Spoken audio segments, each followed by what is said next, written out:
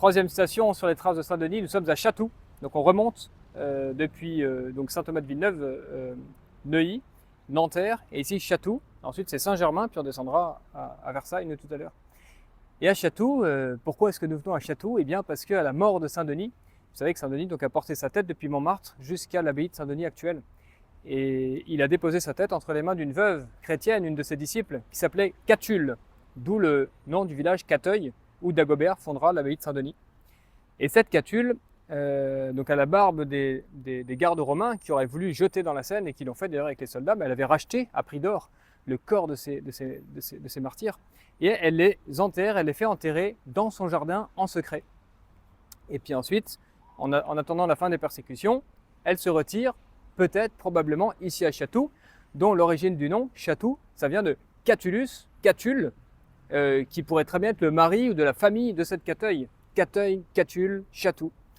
Et elle est ici, dans une villa, dont on a retrouvé les traces, près de l'église, une villa gallo-romaine de cette époque-là. Et avec le terme de Catulus qui a donné le nom de Chatou, sur une médaille, je crois.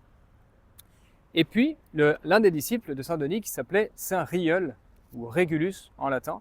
Saint Rieul avait été placé par Saint-Denis à Arles, parce que quand il est monté en Gaule, il a pris la suite de Saint Trophime, il est le deuxième évêque d'Arles après Saint Trophime envoyé par Saint Pierre. Après la mort de Saint Trophime, Saint-Denis arrive avec tous ses disciples, et avant de monter à Paris, il laisse Saint Rieul à Arles. Et donc, une fois que Saint-Denis arrive à Paris, meurt martyr. Au moment où il meurt martyr, Saint Rieul célèbre la messe. Et au moment du canon, où on doit dire normalement le nom des apôtres, Pierre, Paul, et miraculeusement, il a eu une sorte de prophétie, et il a ajouté, de par sa bouche, Denis, rustique et éleutère.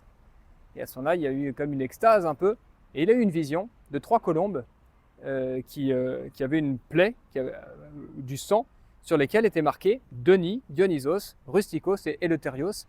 Et il a compris que c'était l'heure du martyre de son compagnon, de son maître, et de ses compagnons Rustique et Éleuther.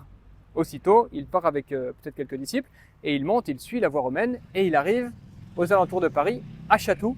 Pourquoi Chatou, je ne sais pas. Mais la tradition ici de Chatou raconte ce fait, la rencontre entre Catulle et cet étranger là qui arrive. Elle voit bien que c'est un chrétien, etc. Pourquoi est-ce qu'elle voit que c'est un chrétien? Je vous propose la petite lecture de l'abbé Vidieu, qui raconte, qui retrace, qui synthétise toutes ces traditions, et qui parle de cette Catulle à Chatou. La tenue modeste, la parole et la mise grave de l'étranger lui révèlent un disciple de Jésus-Christ. Et elle n'hésite pas à lui demander s'il est chrétien. Et sur sa réponse affirmative, elle ajoute « Vous êtes peut-être un ami de Denis et de ses compagnons, Rustique et Éleuther ?» À ces noms chéris et vénérés, le pontife ne peut retenir ses larmes et répond simplement « Oui, et je m'en fais gloire ». Aussitôt, Catulle lui avoue qu'elle est chrétienne, et alors commence entre eux un échange d'affectueuses paroles. Ils s'entretiennent de Denis, y revenant sans cesse, sans pouvoir se lasser. L'évêque raconte les travaux apostoliques de son illustre ami avant son arrivée à Lutèce, et Catulle les scènes de sa cruelle passion. Quand il fut question du jour et de l'heure de son martyre, ils constatèrent que la vision avait coïncidé au jour de sa mort. Alors ils ont rendu grâce à Dieu d'avoir eu cette communion un petit peu au moment de l'heure de gloire de Saint-Denis et de ses compagnons. Et alors que Saint Rieul s'apprêtait à repartir pour sa ville d'Arles, dont il avait la charge, eh bien il a été retenu, un peu comme Saint Paul par Lydie dans les Actes des Apôtres. Il a été retenu un peu par violence par cette Catulle qui avait reçu les premières semences de la foi par Saint-Denis, mais qui avait besoin encore de toute une instruction, ce qu'on appelait autrefois les catéchismes de persévérance. Et c'est alors que c'est ainsi que Saint Rieul, à Cateuil, donc le lieu de l'abbaye de Saint-Denis actuelle, où nous irons demain, a continué d'enseigner. Et puis c'est lui qui a enseveli dignement les martyrs qui avaient été mis comme ça, très rapidement, comme la mise au tombeau du Christ le soir du Vendredi Saint. Et donc on dit que c'est lui qui a célébré pour la première fois une messe en l'honneur de Saint-Denis, Saint Rustique et Éleuther. Et après, il a eu une vision, une profession, une apparition qui lui a commandé, non pas de revenir à Arles, où un autre disciple a dû prendre la suite, mais de continuer la course en avant de Saint-Denis qui était parti plein nord, et il a continué plein nord. Il est passé par Louvres, qui ressemble à Lourdes, mais c'est un village au nord de Paris, Louvres. Oui, c'est ça. Et il est arrivé jusqu'à Senlis. Et à Senlis, c'est lui qui a fondé le culte de la Sainte Vierge dans cette cathédrale Notre-Dame de Senlis, avec les reliques de Saint Rieul, que Clovis plus tard reviendra vénérer dans le sillage de cette dévotion pour Saint-Denis.